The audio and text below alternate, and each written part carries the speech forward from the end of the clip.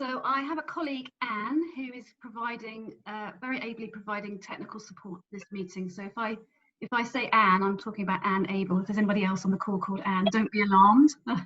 Anne, is there any way of us being able to mute the ding-dong sound? Because we're going to have people joining over the next 5 minutes or so. If that's possible to pull off, that would be great.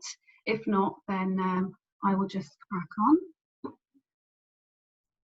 I think we are on it. Fantastic. Okay, well, I'm going to start, and if you manage to do the muting, that would be great, but don't worry about that. I can talk regardless and make myself heard. So, a very warm welcome to you all. Hello and good morning. My name's Juliet Tizard. I'm Director of Policy and Partnerships at the Health Research Authority, and I'd like to offer you a very warm welcome to today's event. We're really pleased that you could join us, and from the early kind of informal chat before the meeting started, I already know there's people from all over the country joining us, so you're very welcome, and it's great to have you with us today. So today we publish a report, Public Involvement in a Pandemic. The report provides an account of our experience of supporting public involvement during COVID-19 and supporting COVID-19 research. The report looks at what we and the people that we worked with saw, what we did, and what we've learned as a result of that activity. And by pulling together all of that learning and insight into a report, we hope that others, you included, will find learning from our experience, and crucially, that we as a community make the changes that we need to make to embed public involvement in business as usual.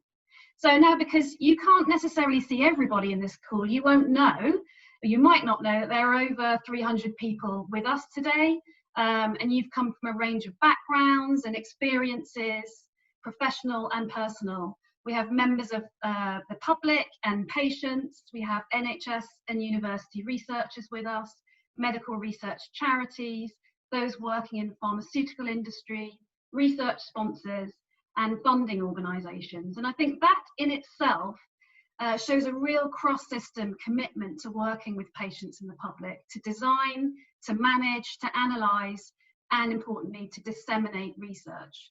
So we've put on today's event to talk you through the report, but much more importantly, to discuss the issues that it raises with you. And so we've asked a panel of people to talk to us about their experience of public involvement during COVID-19, their reflections on the report, and importantly, their ambitions for the future. And we'll have time for questions and comment from you at that point in the agenda. So I'm going to introduce the panelists a little bit later in the process. And then in a moment, I'm also going to introduce you to our speakers, who are going to talk through different aspects of the report. But before I do that, I'm going to let you know how the session will run and what you need to do to take part. So Anne, if you could bring up the agenda slide for me, that would be great. So in a moment, I'm going to ask the chair of the Health Research Authority, Terence Stevenson, to give us some introductory comments. And then I'm going to ask Jim Elliott and Lenny Civvy from the public involvement team at the HRA to talk through various aspects of the report. We're going to be showing you a video. I won't tell you much more about that, so there's a surprise at the time. And we're going to be looking at some of the highlights and the lessons learned from the activity that we've undergone over the last kind of 6 to 9 months. At that point, we're going to then have the panel discussion. I'm really grateful that 7 key people have agreed to join us for the panel discussion. And as I said, I'll introduce them to you at that point. And we're going to be using Slido for you to be able to submit questions and comments to the panel. And as I'm chairing, I'll be reading those questions and putting them to the panel members and giving you an opportunity to take part in the conversation. So if you can put the slide down again, Anne, thank you. So as I said at the beginning, if I could ask you all to remain on mute so that we don't have any noise distracting from the speakers. And if you'd like to rename yourself, so obviously your name appears in the bottom left-hand corner of your screen. If you'd like to rename yourself, put your organisation's name or anything you want to, you can just right click and you can rename within the meeting. For those of you who haven't used Slido before, don't worry, you don't need to download any special apps. You just need to have access to a browser. You could do that on your device. I've got my phone with me here. You can do that as another screen on your laptop if you want to. So you go to slido.com and there is a code that you need to enter to be part of this meeting. And if you could bring up the title slide, Anne, that would be great, so that you can see the Slido code. It's 71471. 71471. So there on the slide, you can see that the code, the number there for joining Slido. And if you do have any problems, do go into this Zoom chat to ask for any support, or you can email communications@hra.nhs.uk. Eve Hart, who's our head of communications, has already put that email address in the Zoom chat. So that's Slido. It's worth launching that while we're talking, so you can get into Slido, but you won't need to submit questions until we get to the panel section, although if you want to submit them in advance, you'd be very welcome to. So you can also in Slido, you can upvote other people's questions. So you can add a thumbs up next to a question that perhaps it's a question you were going to ask, and therefore you're really keen for it to be asked of the panelists. And the most upvoted questions will come to the top of the list, so that we will come to those first. Depending on how many questions, I can't promise we'll get through them all, but for those that get upvoted, we'll make sure that we cover them. I should also say that the Slido discussion will continue after this event, so you'll be able to continue to take part and we'll be able to answer and participate in that conversation. If you can't get Slido to work, don't panic. You can enter your question into the Zoom chat for this meeting, but what I would ask you to do is to preface it with the word question, ideally in capital letters, so that we can really clearly identify a question that we want to feed into the panel discussion. So one other thing to say is that we're going to be recording today's event, but we're only going to be recording the first section, so we will turn the recording off when we get to the discussion, the panel discussion section. So we want to have a recording of the presentations for our own records, but we'll be turning off the recording when we get to the bit where you ask your questions and the panelists. So the final thing to say is that we really would encourage those of you who like to tweet or use other social media platforms to continue the conversation on social media, and the HRA's Twitter handle is @HRA_latest. Many of you will know that already. And we're using the hashtag pandemic involvement. So those are the things that I needed to tell you about at the beginning of the meeting.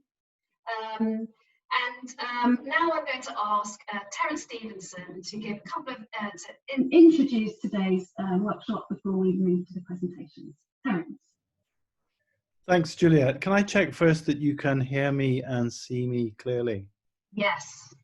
Okay. Well, first of all, thank all 247 participants for joining. This is an introduction from the real sharp end, actually. You can probably see my NHS hospital bed over my left-hand shoulder. And I've got some, when you go for coffee, I've got some of the stronger stuff to help me through. But I'm not doing this out of any sense of martyrdom. If I don't move around, things are okay. I fractured my pelvis in a cycling accident, but being in hospital during COVID has been a real insight, and it's really, it makes what I'm going to say very, very personal, I hope, for you.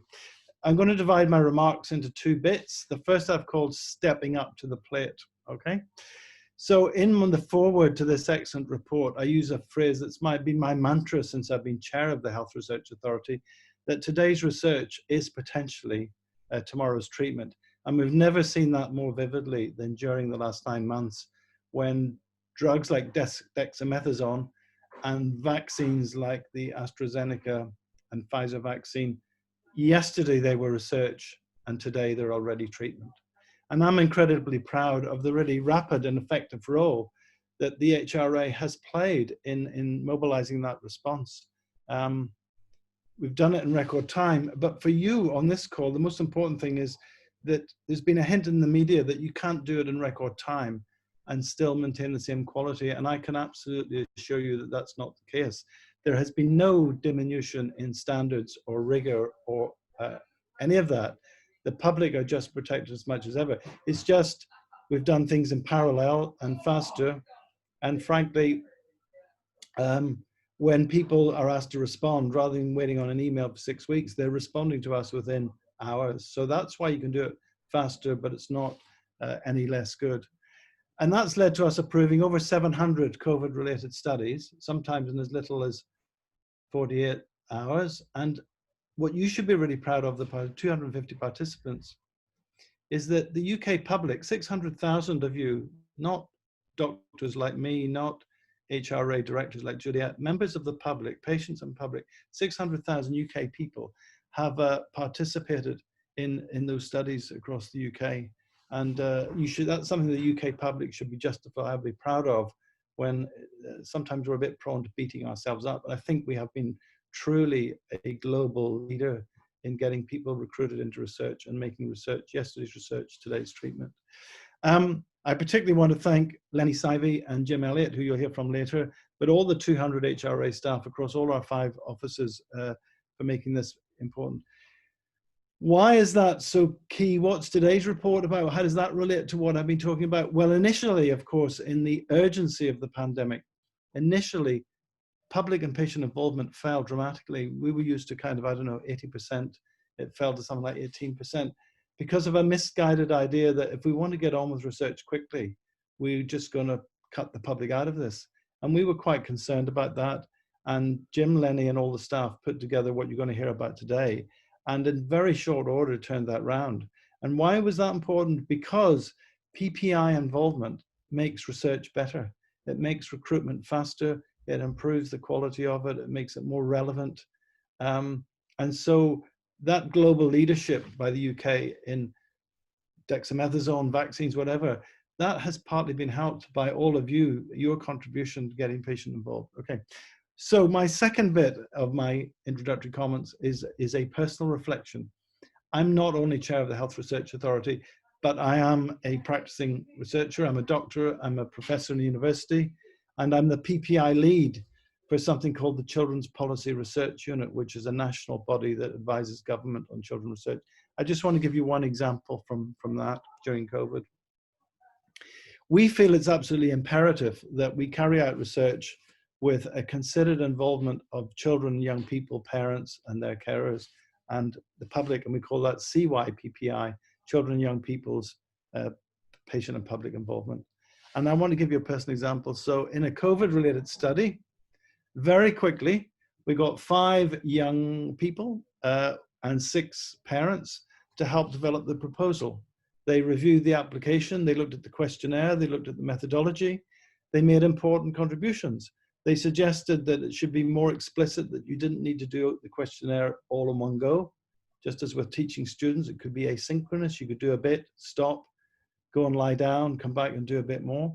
And they also emphasized the importance of an honorarium, not that they wanted money, but COVID's been a hard time. People have been furloughed, people's time, homeschooling. If you want people to participate, you have to somehow help them through what for them are huge challenges. And they also emphasized the importance of privacy and confidentiality, which wasn't highlighted enough in our original draft. We allocated a PPI lead, and to ensure that there was co-production throughout, there's a body called Involve that may be discussed later in the meeting.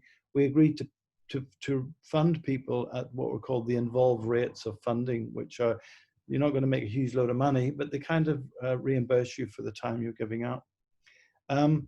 We knew from previous research I'd done using 25,000 children with diabetes in the UK that the BAME community, children, were likely to get less good care and have less good blood sugar control, leading them to more risk of blindness and kidney failure. And so our PPI group emphasized that we really need to have broad PPI input reflecting the diversity of our country and our community. We undertook that when we would get members involved in PPI, they would have training and support. We just wouldn't leave them alone. And again, we use the Involve 2012 report. Our bespoke training program is in accordance with that. So to sum up, that study, accessibility to research, for me now, this is a big change over the last couple of decades. It's not just about publishing a paper in the Lancet and hoping my colleagues read it. It's about briefings for policy makers. It's about lay summaries for end users, including lay summaries written in language under a reading age of 12 for children and young people. And Juliet will know that that's completely in keeping with the House of Commons Science and Technology 2018 report that emphasized transparency means letting participants and the public, they're the people who absolutely should know about what the research showed. It shouldn't be buried. And we pledged, the phrase I'm going to finish with, in our application, we said, we pledge honesty and transparency to our children, young people and carers, and we promise not to involve them for the sake of involvement. So no tokenism. The point of involving everybody in PPI is it makes the research better. So I'm going to stop there, Julia. I'm excited to hear the rest of this program, and thank you for asking me to speak at the beginning. Thank you very much, Terence. It's really helpful to have that perspective, that sort of personal, professional, and kind of HRA perspective on this topic as well. Thank you. I'd now like to hand over to two of my colleagues, Jim Elliott, who is Public Involvement Lead at the HRA, and Lenny Civvy, who is Public Involvement Manager. And they are going to talk you through the report, the COVID-19 Public Involvement Matching Service, which is a key feature in the report, and we're going to hear from some of the people involved. So Jim, can I hand over to you? Thank you. Okay, thank you. Good morning, everybody, and thank you, Juliet, and thank you for the introduction, Terence. As we find ourselves in this second wave of the pandemic and the very scary times, I'm going to ask you to think back to nearly a year ago and the start of the pandemic itself, and when, as Terence said, the research community responded absolutely amazingly to the pandemic. And Anne, if I can have the first slide, please, as I'm speaking. And studies were being set up in a matter of weeks and days rather than the usual months. And to respond to that and to help ensure those studies started on time, as Terence said, the Health Research Authority set up a fast track approval service for urgent public health studies looking at COVID, and reduced the timelines by 90%. So instead of the usual up to 20 days for an ethics review and up to 60 days for the total approval, it was down to 2 days and 5 days respectively. But as Terence has said, the standards were maintained, and particularly public involvement was still expected. However, can I have the next slide, please, Anne? We began to hear in March of last year from public involvement, public contributors and people managing public involvement groups and networks that the usual numbers of opportunities for people to get involved in research just weren't happening. Some organisations had set up very sensibly sort of rapid response groups to help with COVID research specifically, but they weren't getting much in the way of input for that. So we decided we would, in response to a call to look at it, we decided we'd see what was happening with applications to the HRA through the rapid application process. As Terence said, in 2019, we were finding that applications to the Health Research Authority for approval, around 4 in 5 applicants were telling us that they had involved the public or would involve the public in some way. Can I have the next slide, please, Anne? However, we found out that in the first 40 or so applications to the rapid review or the rapid application process, that had gone down to 1 in 5. When we looked at the applications, the researchers were saying that the compressed timelines and logistical problems, etc., were meaning that they couldn't, they decided not to work with the public, which we thought was very disappointing. So we decided that we would see if we could do something about this or find out whether something could be done about this. So if we can have the next slide, Anne. In April, we pulled together a workshop of of people from across a number of organisations who manage the involvement of patients in the public in research.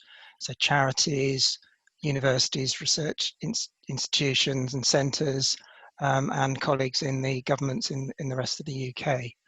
And they confirmed the anecdotal reports that we'd seen, a lot of which came from social media, Twitter in particular, that there seemed to have been a very widespread drop-off in public involvement. And they confirmed a lot of what the applicants were saying in their applications as well, that time pressures, lack of communication about what involvement was, how they could do it, how they could find people to help them. But also they were seeing a lot of incorrect assumptions being made by researchers. They were saying things like, well, the public's worried about the pandemic and in the lockdown, they won't want to be spending their time helping us. But actually the absolute opposite was true. And many public contributors said, well, actually lockdown enabled them to have more time to help. And, you know, they wanted to play their part as well in helping address the pandemic. I also said there was a lack of leadership. It wasn't clear that involvement was important still, and it very much seemed that it was a nice to have and not important for the pandemic, which of course is the opposite was true. Out of that workshop came a bit of a call to action, really, for collaboration across health and social care research across the whole of the UK, for better communication about how researchers could work with patients in the public, and leadership to make it clear that public involvement was important, it was still expected, and it was possible whatever the circumstances, and to help researchers connect with patients and the public. So we looked at that, realised that we could potentially do something to help at this stage. One of the reasons being was that the fast track service that we'd set up and described very briefly earlier was different to our normal approval process, in that we encouraged applicants to let us know well in advance that they were going to put an application in order that they could get the fast ethical and approvals coming through. So that enabled us to think, well, we could do something around that. So I'm going to hand over to my colleague Lenny now, who's going to talk about what we actually set up.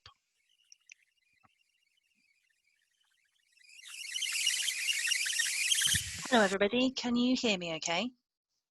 We can hear you, Lenny. Could I just ask everyone to double check that you're on mute, just to absolutely make sure? I think there's one person who's perhaps slipped off mute, so if you could all check, that would be great. Lenny, carry on. Fantastic, thank you. So hello, I'm Lenny, I'm the Public Involvement Manager at the Health Research Authority. Particularly hello to all of the patients, carers, service users and other members of the public who are here today. It's wonderful that you're here. What I'm going to do just for the next 5 to 10 minutes is give a quick recap of how the matching service actually works behind the scenes. It is explained in the report, but I thought I'd give an overview so that it makes sense when Jim explains what we've learned from setting it up and running it. So on the basis of A, realising that public involvement groups were ready to contribute to COVID research and wanted to help, and B, that research teams largely understood that public involvement would make their research better, but just didn't think it would be feasible, we essentially set up a dating service. This consists of a small team of myself and Jim, along with Annie Amjad from Parkinson's UK and Jenny Robertson from the Multiple Sclerosis Society, who have really kindly volunteered some of their time to making this work. And we act as that go-between between the Health Research Authority's fast-track approvals process and COVID-19 research teams, so that we can link researchers up with public involvement groups whose members can provide rapid input into research remotely. We invited public involvement groups and networks around the country to work with us, and we had a really incredible response, particularly under the circumstances. The willingness of both patients and the staff who work to support public involvement in research, to work in new ways with new people, really underlined how vital and urgent the involvement community knew that it was to make sure that COVID-19 research is developed in partnership with members of the public whose insights can make sure it's as effective and relevant as possible. Can we see the slides, please? Brilliant, thank you. So there are 56 public involvement groups who volunteered to work with us, and they include a huge range of different types of group. The organisations that the groups and networks are based in include charities, universities, NHS trusts, biomedical research centres and other NHS organisations. And while some of those are UK-wide, others are regional or local to just one area. And the number of patients and members of the public who make up those groups varies hugely too. So they're from small groups of just 3 or 4 people based at a specific hospital to networks of well over 1,000 members spread right across the UK. And because of that, they've got quite different ways of working and of sharing information. But in total, there are over 1,000 people involved in those groups. And of course, because of that number of people willing to be involved, they have the potential to bring a huge range of lived experiences, perspectives, skills, and expertise to COVID research, which is what we need. So as with any dating service, we need to know some information about the groups so that we can match them up with research teams. We ask them to provide some basic details about themselves to help us connect up people who'd be likely to be able to work well together. But we wanted to keep the information we asked for brief because we knew that public involvement managers were being pulled in a lot of different directions. So we wanted to make it as easy as possible to be part of the service. And that meant only asking for the information which we thought would be most relevant for public involvement in COVID research. Even though we wanted to know a lot more, when we realised while we went through this process that there's no single clear map of public involvement groups and networks across the UK. Could we have the next slide, please, Anne? So, aside from asking for a key contact person responsible for the public involvement group, because our small team didn't have the capacity to match up individual public contributors with research teams, we asked how many people were in the group, and then these were the other categories of information we asked about based on what we thought was most likely to be important for COVID research. And I want to make it clear here that we were asking for an overview of the membership, so not a breakdown of specific data about individual members. So when we ask about where members are based, we're talking about whether the group is based in a single city, across a region, or nationwide. We're not talking about collecting individual people's postcodes. And we included location initially because we wanted to give groups and research teams the chance to work with people local to them where possible, so that once face-to-face working was possible again, they'd have the foundation for some ongoing working relationships. Actually, in practice, one of the strengths of the matching service turned out to be that people were able to contribute easily to designing research, which might be based at an organisation at the other end of the country. We asked about whether groups focused on any specific health conditions or social care situations, so that when COVID research came through to address the impact of the pandemic on specific populations, we could point them towards people likely to have skills and insights that'd be really valuable for that specific research. And then finally, we asked for a general demographic picture of the involvement group members. And here we picked age and ethnicity because in addition to underlying health conditions, we wanted to focus on what had been identified as key risk factors for COVID-19 at the start of the pandemic. And we knew that older people and Black, Asian and minority ethnic people were more likely to be unwell with COVID. So we knew it was important that we tried to make sure that COVID research was designed with their input so it could represent them and meet their needs. Just a note that we considered asking a question about other socioeconomic factors that would then potentially correlate to some degree with health inequalities, because we knew that was likely to be an important factor in the pandemic.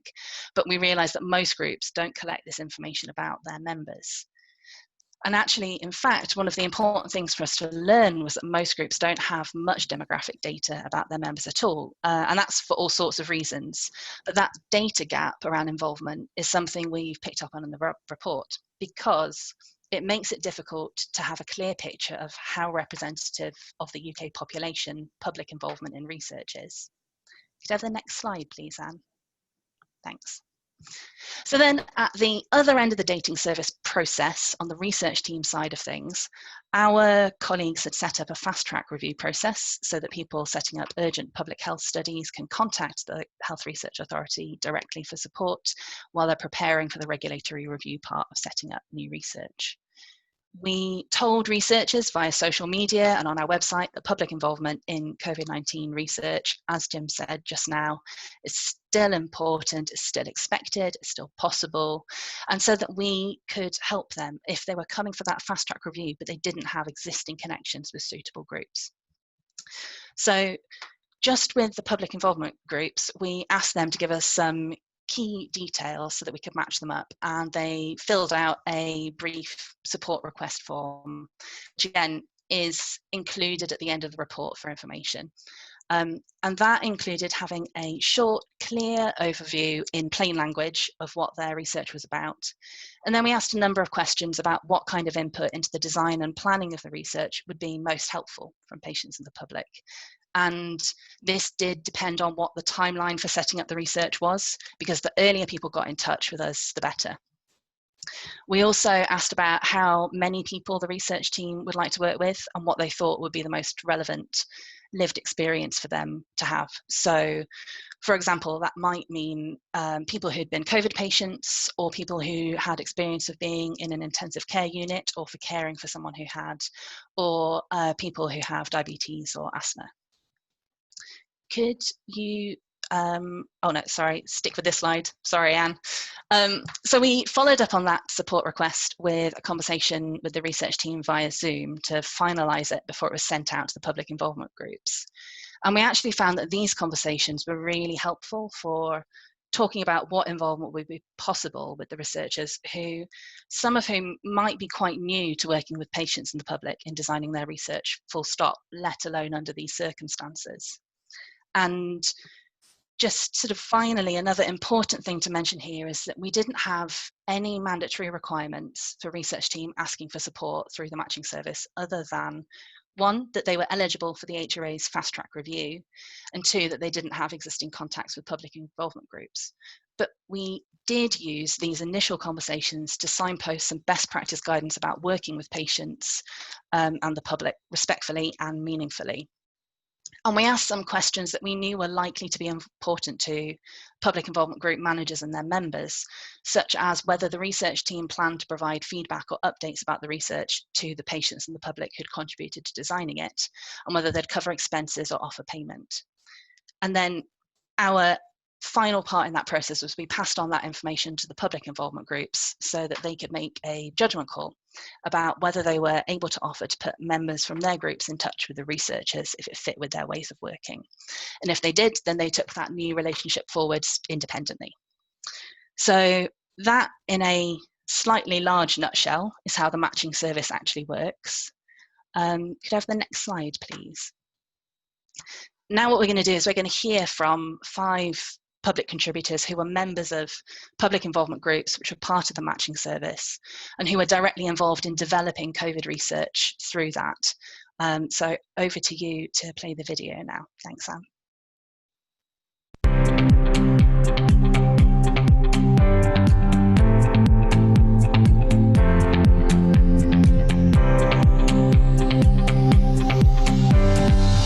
My name's Adele Battaglia. My name is Derek Doldray. I'm Mary James. My name is Dr. Jacqueline Granlius. My name is Magdalene Wynne-Mosley.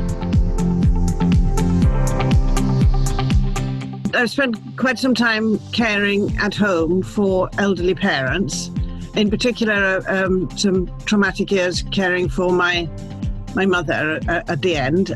It was really trying to understand or to sort of intellectualize what my mother and I were going through. It was advertised on the Health and Care Research Wales site, and then it asked you to fill in a form, really, just with some details about who you are and what criteria, how you felt you could contribute to that study.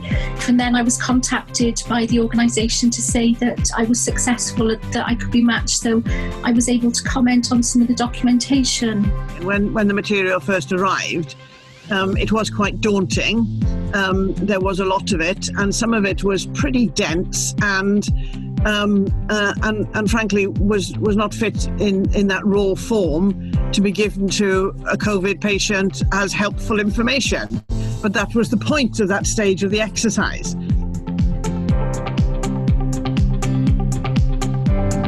In the document, it referred to blood samples, and this is something that's come up in previous work. They are referred to by volume, both in millilitres and in teaspoons.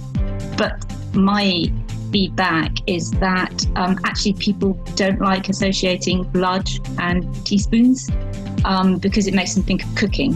One of the suggestions that we made that was instantly taken up by the HRA researcher was that the first language of the patient should be allowed for. In Wales, that's obviously important to us, where it's Welsh, but that is important anywhere. We shouldn't assume that a patient's first language is in English, and when you're in dire straits and going through a trauma, and when you're in hospital, you will often revert to your first language. This is where it's good for researchers, and my mates, most of my mates don't resent it at all, to say, yeah, actually let's run ideas past, quote, normal but semi-informed and interested people.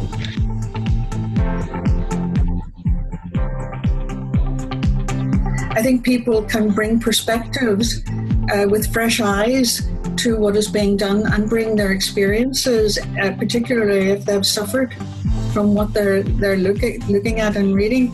So I do think this systematic involvement of the public is critical. I look at it with two lenses. As a professional, I worked in the NHS for so long on the front line, but also now as a vulnerable patient. And I think for me, it was really important to think with research going forward, it's so important to get it right so patients and the public can understand. I'd also say that it actually enabled me personally, from the beginning of the process of the pandemic, to always be quite hopeful, because people involved in the research know that research is going on. One thing that researchers need to understand is that there are people, like myself, several of us, we are here, we do it because we're passionate about the science and we're passionate about communicating. I think that sometimes researchers don't quite understand what public participation can mean to their projects, that it can actually add value to them, that it can make it easier for them, and actually make their research better. So yes, I'm very, very, very positive about it.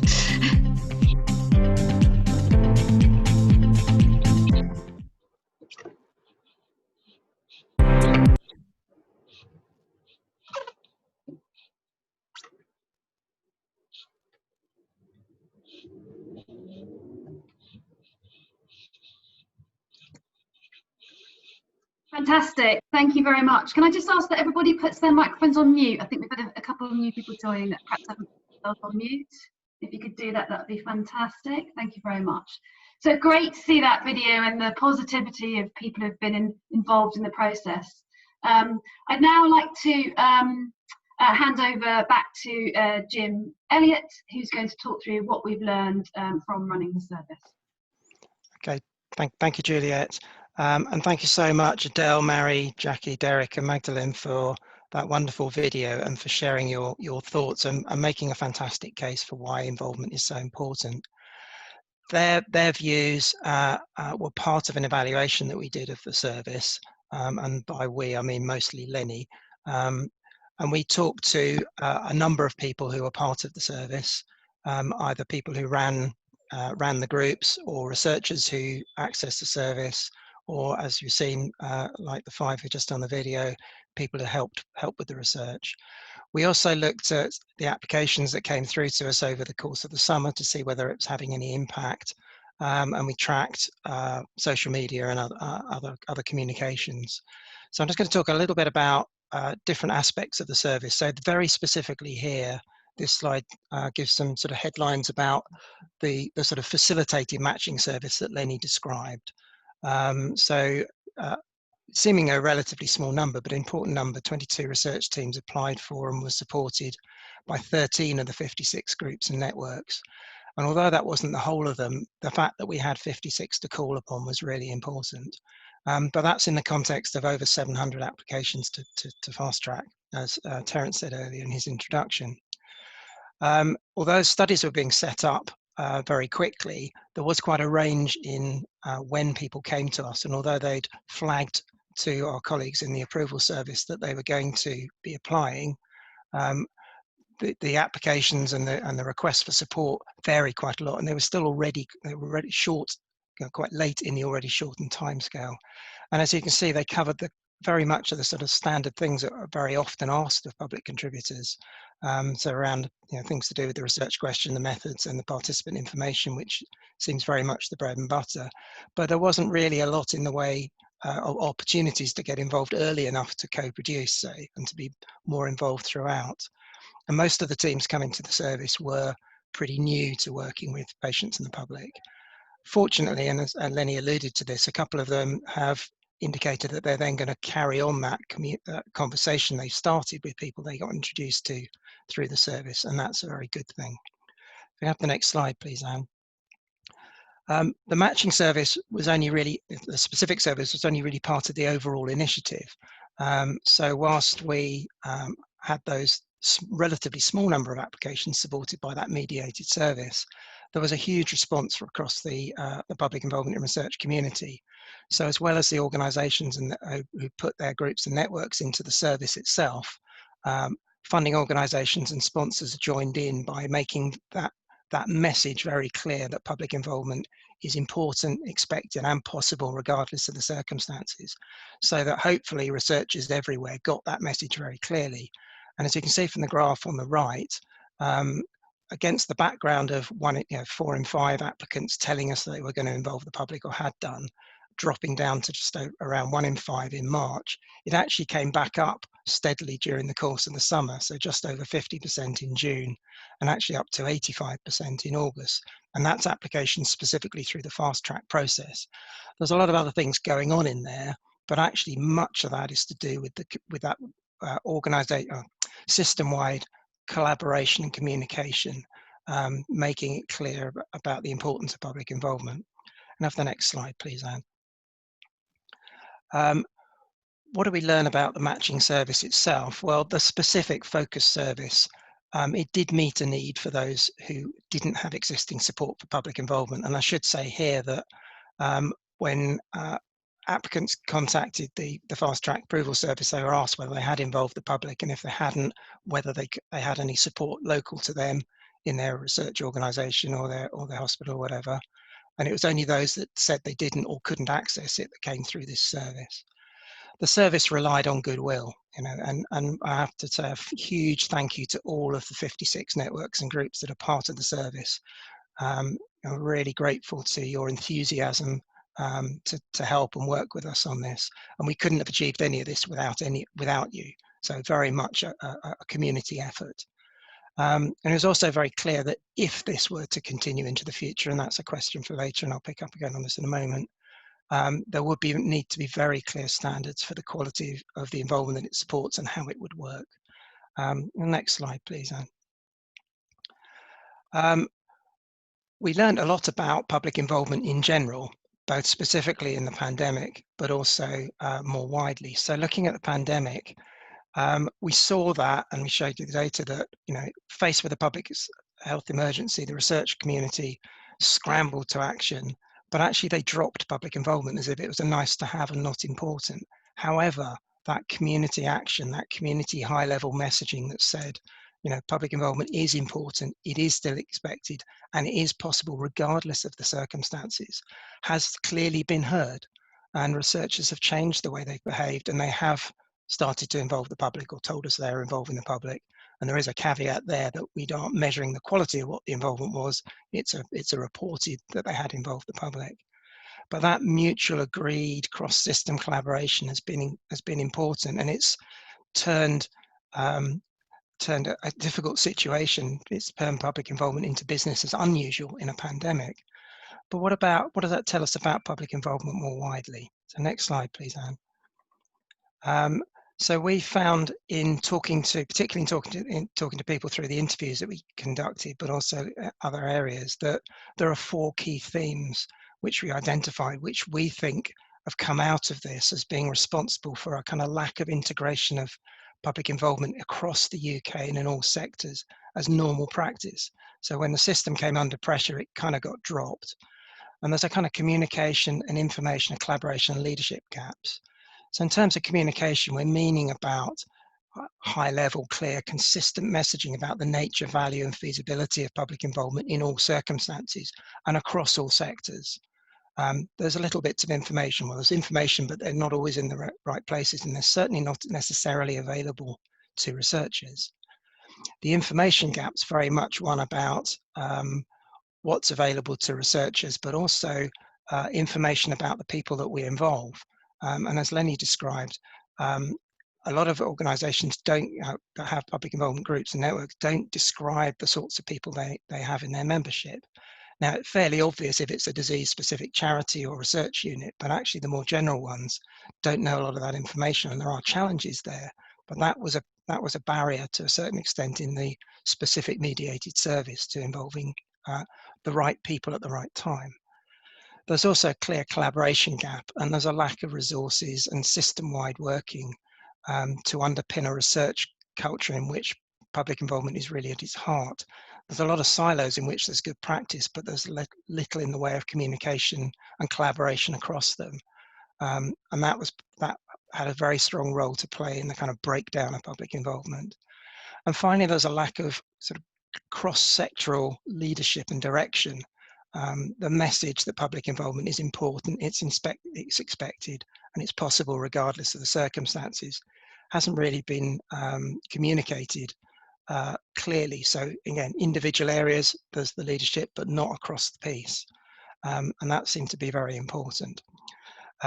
So in terms of moving forward, have the next slide, please, Anne.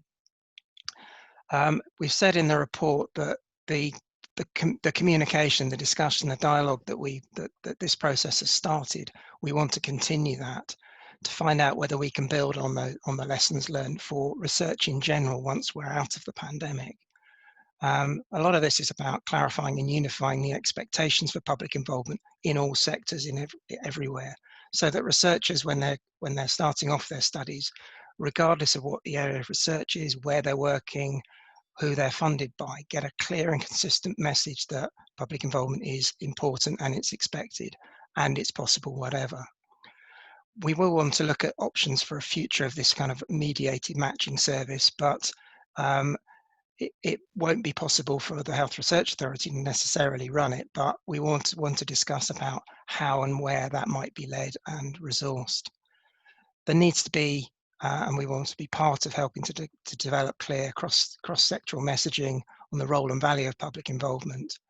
And a very important issue is around how actually putting into action, making involvement represent, more representative and reflect equality, diversity and inclusion. And also understanding what information is needed to underpin higher and better quality research, public involvement in research. And then the last slide for me, please, Anne. And as we're thinking about going forward, we're very much interested in this first part of the research pathway, the setting up of studies. And as everybody on this call will know, to be most effective, involving patients in the public and working in partnership with them has to start at the very beginning, at the stage of identifying and shaping research ideas.